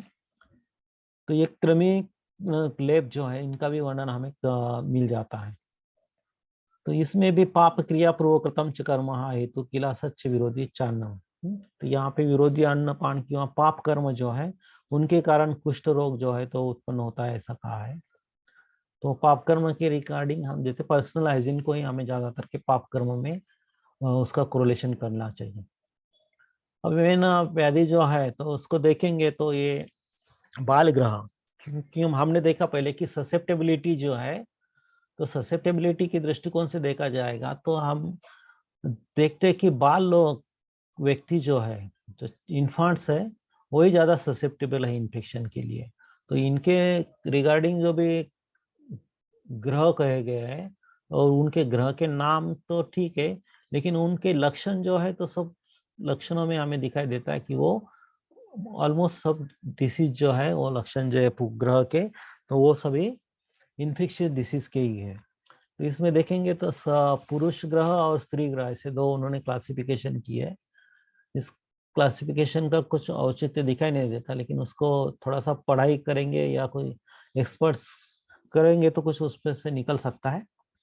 लेकिन ये स्कंद, विशाखा, मेष, अन्यत्र नागमेष, शवग्रह, पितृग्रह ऐसे 5 पुरुष ग्रह का है। और शकुनी, पुतिना, शीत पुतिना, अदृष्टा, अंध पुतिना, मुख मंडतिका, रेवती, शुष्क रेवती, ये सभी ग्रह जो है तो इसमें देखेंगे तो आप इनके लक्षण जो है तो कुछ लक्षण को मैं डिस्क्राइब ज्यादा करूंगा नहीं, लिखे तो मैंने है निकाले तो थे।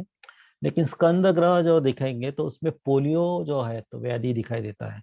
तो पोलियो को वह स्कंदार्थी ने वैकल्यम मरणम हुआ भवे ध्रुवम, तो वहां पे वैकल्यम मरणम हुआ मतलब वह पोलियो तो हम सभी मानते हैं यार पोलियो से कितने कितने सालों की ये बीमारी उसका इरेडिकेशन प्रोग्राम अभी भी चल रहा है। विषा का ग्रह प्रवेश जो है तो इसमें एक संज्ञानाश हो, खास कर कि ये विशाखा जो है तो वहां पे संज्ञानाश मेन सिम्टम है जो मेनिंजाइटिस की ओर रेफर करता है। नागमेश ग्रहावेश जो है तो इसमें गैस्ट्रोएंटराइटिस के लक्षण, छर्दी और अतिसार के लक्षण वहां पे दिखाई देते हैं। स्वग्रहावेश में यहाँ टिटैनी बहिरायाम के लक्षण दिखाई देते हैं। पितृग्रह देखा जाएगा तो उसमें भी हमें गैस्ट्रोएंटराइनल ज्वर, अतिसार, वमन, शोष ऐसे लक्षण दे जो स्प्रू ओरिएंटेड लक्षण वहां पे सभी दिखाई देते हैं। शकुनी ग्रह जो है वो भी अतिसार को डायरेक्टिव करता है और इसमें खास करके जीवा, तालु, व्रण जो स्टोमेटाइटिस जो विटामिन डिफिशियंसी जो निर्माण होती है वो डायरिया के कारण वो वहां पे डिस्क्राइब की हुई दिखाई देती है। गुदपाक, मुखपाक या टाइफाइड के दृष्टिकोण से देखा जाएगा तो वहां पे पीएस पैचेस वगैरह जो है तो ये ऐसे सिम्टम हमें वहां पे शकुनी ग्रह में दिखाई देते हैं। पुतिना, अंधपुतिना ये सभी जो है तो खास करके डायरियल कंडीशन जो है तो उसको ही डिस्क्राइब करते हैं। और हम देखते हैं कि डायरिया एक मेन डिसीज जो है तो वो बालकों में दिखाई देता है। तो ये सभी डिसीज जो है तो ये इन्फेक्शियस डिसीज ये ग्रह बाधा के अगुंतुज में पहले ही कहा कि ग्रह जो है तो अगुंतुज रोग में है और इस अगुंतुज रोग में ग्रह बाधा जो है तो बाल ग्रह जो है तो ज्यादातर बालकों में दिखाई देते हैं। अभी बालकों में ग्रह बाधा तो होती है लेकिन उसके चिकित्सा जो है तो उसमें धूप चिकित्सा मेन कही गई, धूप स्नान वगैरह। लेकिन इसमें भी आइसोलेशन की प्रक्रिया जो है तो उसका भी वर्णन किया है कि बालकों को जो है तो इन्फेक्शियस डिसीज है, क्योंकि बाल है, इन्फेंट है, उसके तो मदर के पास रखना चाहिए, फिर भी उसे विभक्त शरण स्थितम लिखा है, तथा साध्यम ग्रहम बालम विभक्त शरणम स्थितम, उसको होम आइसोलेशन जो है तो उसे करने के लिए कहा है, उसे अलग रखने के लिए कहा है। तो ये क्वारंटाइन कंडीशन जो है तो उसको यहाँ पे लिखा हुआ दिखाई देता है हमें स्पष्ट। अभी ये तो कंडीशंस जो है तो हम सब देखते हैं कि ये आईडीएसओ सोसाइटी जो है तो यहाँ पे आप इस वेबसाइट पे जाएंगे तो देखेंगे तो इसमें हमें अप्रोच जो खास करके लास्ट वाला मैंने बताया था कि development of new methods and gathering epidemiology and clinical information, तो इसमें न्यू इमर्जिंग डिसीज कंडीशंस क्या है और उसमें अभी नए कोई डिसीज या फिर से इमर्ज हो रहा है कुछ पुराने डिसीज, उनके ऊपर फोकस करने के लिए जो है तो बातें WHO भी कहती है। तो इस रिगार्डिंग हमारे आयुर्वेद में निदान की दृष्टिकोण से और खास करके स्वस्थ की दृष्टिकोण से हमें स्कोप यहाँ पे मिल जाता है कि हम इसमें कुछ काम कर सकते हैं। अब स्कोप हमको ढूंढना है तो इसलिए एक लिखा है, पवन सर रहेंगे तो उसमें कुछ बोल सकते थे लेकिन मैंने लिख दिया है यहाँ पे। सीने में जलन, आंखों में तूफान सा क्यों है, इस शहर में हर शख्स परेशान सा क्यों है।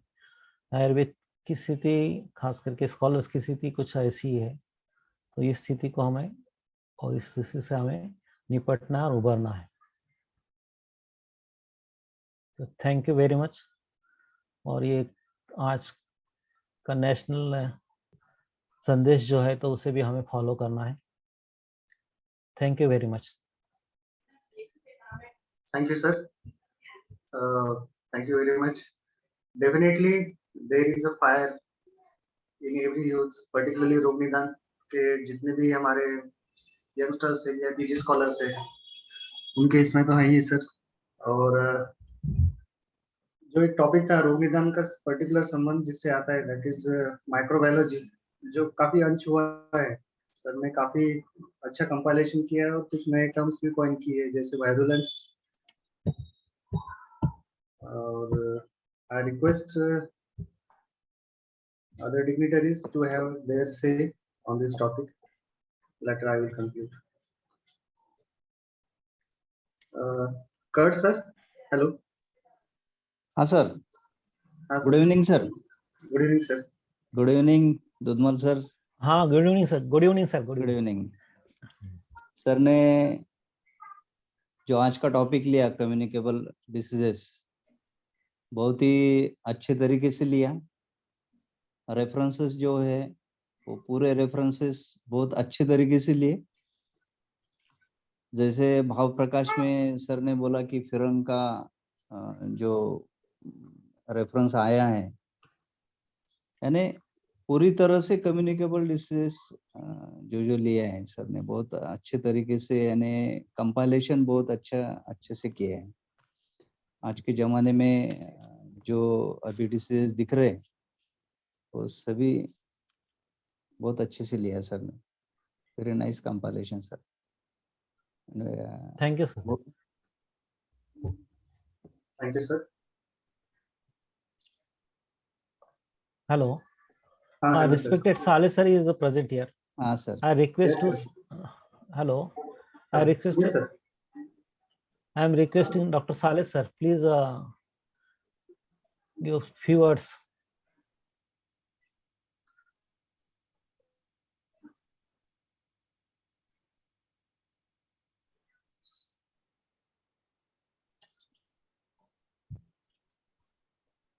I think yes. He is not joined sir now. Okay. साले सर नहीं है सर आता। Yes sir. Okay. If any questions regarding this topic.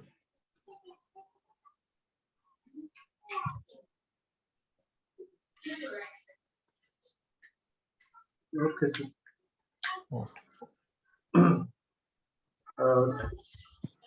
कोले सर, एक हाँ सर. सजेशन एक असा आहे जी की सर, जसं बोलिए. आता लेक्चरला बरेचसे, तर मराठीत बोललं चालेल ना? Sir, Hindi prefer. Hindi okay sir Hindi or English? हाँ हाँ ओके सर ओके ओके जैसे सर अभी ये यानी जो लेक्चर्स हो रहे हैं सर बहुत अच्छे जी, सर। तरीके से लेक्चर्स हो रहे हैं लेकिन प्रेजेंट ही जो है वो बहुत कम है तो सर। अपने जो पीजी स्टूडेंट्स है ये हाँ पीजी सर। ऐड करने चाहिए सर जैसे हमारे यहाँ भी पीजी स्टूडेंट है तो मैं अभी कल जाके ये सब कर दूंगा सर लेकिन वो ऐड किए तो जरा अच्छा रहेगा sir We definitely every time we ask for PG scholars to join the lecture, and we are also starting one lecture series for PG and PhD scholars also. हम्म तो जिसके वजह से उनका भी इसमें प्रेजेंट भी रहेगा और उनको भी कुछ से कहने के लिए कुछ हो जाएगा, लेकिन अभी वो नहीं हो पा रहा है सर। क्योंकि लेक्चर्स जो हो रहे हैं सर वो यानी बहुत अच्छे तरीके से हो रहे हैं जिन लोगों के लेक्चर्स हो रहे हैं वो टॉप लेवल के लेक्चर्स हो रहे हैं सर या जो भी लेक्चर लेता है वो पूरी यानी भारत में जितने भी हैं एकेडमी के लोग हाँ सर। तो सभी अच्छे तरीके से लेते हैं सर वो कंपाइलेशन भी अच्छा रहता है या हर एक के व्यूज भी अच्छे रहते हैं या अलग अलग व्यूज रहते हैं सर हाँ तो सर। वो व्यूज जो क्लासेस में नहीं पढ़ाए जाते सर हाँ क्योंकि सर, अभी बिल्कुल। जैसे दिल्ली के कुछ लोग हैं नहीं तो दूसरी जगह के जो लोग हैं महाराष्ट्र छोड़ के भी तो वो हाँ। उनका विजन भी बहुत अलग अलग रहता है सर यस सर। देखने का व्यूज टॉपिक की तरफ तो ऐसे लोगों के व्यूज अगर सुने अपने तो उसमें यानी पीजी स्टूडेंट के लिए बहुत अच्छा रहता है sir Sir, we always ask PG scholars to join the lecture. अभी कभी-कभी ज्वाइन हो जाते हैं अच्छे से, क्वेश्चन आंसर सेशन भी अच्छा चलता है, कभी नहीं ज्वाइन हो पाते, हाँ समटाइम्स हो जाता है सर। लेकिन बाद में रिक्वेस्ट आ जाती है सर, जैसे फेसबुक पे हमारा लाइव रहता है तो उसमें क्वेश्चंस आते हैं, तो हम वैसे जो क्वेश्चंस आते हैं तो वैसे हम स्पीकर को फॉरवर्ड करते हैं, अच्छा जिसके अच्छा वजह से फिर स्पीकर भी उसके बाद भी इन्वॉल्वमेंट रहता है कि जैसा ऐसा हाँ नहीं है सर कि जैसे आज लेक्चर हो गया तो स्पीकर या मैं भी फ्री हो गया है, उसके बाद ओके भी कुछ स्टूडेंट्स के क्वेश्चन आते हैं तो हम रिगार्डिंग वैसे उन अच्छा स्पीकर्स की तरफ उनको ये कर देते हैं। जैसे अभी हमारा ये 49 लेक्चर था, हाँ तो 49 टॉपिक तो हमारे पास बन गए, तो जैसे हाँ किसी हाँ टॉपिक बन गया, जैसे संक्रामक व्याधियां कोई भी हाँ अगर क्वेश्चन आता है हाँ फेसबुक पे, टेक्स्ट मैसेज या फेसबुक पे या व्हाट्सएप पे, तो वैसे हम हाँ मैं अभी दुधमल सर की तरफ उसको बिल्कुल फॉरवर्ड सर कर दूंगा। अच्छा अच्छा अच्छा तो वैसे प्रश्नावली भी मैं बना रहा हूँ सर, कि अच्छा जैसे क्वेश्चन कौन से क्वेश्चन आए, जैसे हाँ आज के लेक्चर में भी सर ने 2-3 पॉइंट जो बताया कि वेक्टर बॉर्न डिसीजेस जो था, हाँ कीट हाँ लूता विषादी हाँ हाँ श्रुतर तंत्र का हमने कभी इन्वॉल्व लिया ही नहीं था। नहीं नहीं हम हमेशा चरक का ही बेस मान के कके रुक मके रुक पे ही अटके थे। हम्म सर ने कीट लूता विषादी के ऊपर भी हाईलाइट किया, वो मुझे बहुत हाँ अच्छा हाँ लगा। और दूसरा हाँ ये था कि ये वायरुलेंस थियरी जो सर ने बताई, उसके ऊपर सर ने हाईलाइट नहीं किया। वो मैं सर से रिक्वेस्ट करता हूँ कि वायरुलेंस थियरी के ऊपर जिन्होंने वो एक स्लाइड किया था, एक छोटा सा हाँ लेक्चर सर उसके ऊपर अरेंज करेंगे, जैसे हाँ आपने उस सर। Yes sir. हेलो हाँ एक्चुअली क्या मला टाइम भी ज़्यादा उस पे ऊपर फोकस करना चाहिए एक्चुअली विरुलेंस कैसे बैक्टीरियोलॉजी उसका एक्चुअली क्या है उसका एक अलग से लेक्चर बन पाएगा उसके लिए क्योंकि उसमें जो पैथोलॉजिकल कंसेप्ट जो है वो उससे कोरिलेट करके हमें उसको पढ़ाना पड़ेगा जी मतलब सर। उसको उसकी स्लाइड्स या उसका प्रेजेंटेशन उस टाइप में बनाना पड़ेंगे जो एंट्री है ना सेल एंट्री जो है वायरस या बैक्टीरिया इन्फेक्टिव एजेंट की उस रिगार्डिंग वो जो है तो उससे उस पे अलग से टॉपिक बन जाएगा जो इम्यूनिटी के बेस के ऊपर रहेगा ज्यादा। Yes sir. Thank you. So shall we conclude now sir? Okay okay thank you very much. On the behalf of academy of Rognidan, Washne sir भी ज्वाइन नहीं है, सो थैंक्स गिविंग मैं ही दे देता हूँ। थैंक यू हाँ very okay much thank doctor you Arun Dudhmal sir, to highlight the very important topic of ruminant, particularly bacteriology or so sir. So